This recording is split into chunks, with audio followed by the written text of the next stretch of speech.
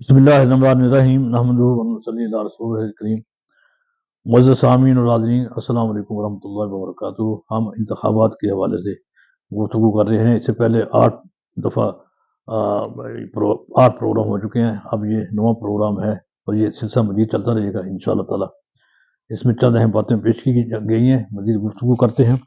अब आपको ये इल्म होना चाहिए कि किसी भी पार्टी या उम्मीदवार के बारे में वोटरों को राय करने से पहले इज्तिमाई और उमूमी मफाद को पेश रखना जरूरी है। राय दहिंदा को चाहिए कि वो ये जाने कि जिन लोगों को वो अपना वोट दे रहा है वो वतन अज़ीज़ के मौजूदा हालात में मतलूबा कौमी व मुल्की मफाद की रोशनी में तश्कील पाने वाले मेयार पर पूरे उतरते हैं।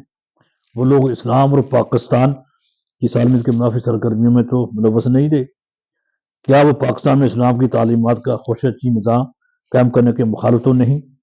क्या ये लोग वाकई तौर पर हकीकी फलाई अवाम की फलाह बबूद के फ़रोग़, गुर्बत के अफलास को खात्मे, जहालत को ख़त्म करने, तालीम को आम करने के लिए कोशिश होंगे? क्या वो लोग मुल्क को कौम की खिदमत करने का जज्बा और सच्चा जज्बा और फ़राइज़ मनसूबी अदा करने की पूरी सलाहियत और काबिलियत रखते हैं? और क्या इन लोगों के बरसर इक़्तिदार आने से कौम मुल्क के वक़ार में इजाफ़ा होगा और ऐलान हुकूमत जैसे अहम अमूर नाज़ुक अमूर की जिम्मेदारियों से कमा को ओहदा बरा हो सकेंगे? हर हाल में अपनी ज़ात और पार्टी मफादात के बरअक्स मजमूई मुल्की और कौमी मफाद को तरजीह देंगे। ये वो चीज़ें हैं जो आम तौर पर हमें सोचनी चाहिए। हमें जिम्मेदारी चुनने से वोट को हंसी मजाक नहीं लेना चाहिए। इसको कोई मामूली बात समझ कर कोई ऐसा काम नहीं करना चाहिए। उम्मीद है कि आपको गुफ्तगू पसंद आएगी। अल्लाह ताला हम सब से राज़ी रहे। वस्सलाम वालेकुम रहमतुल्लाहि व बरकातुहू।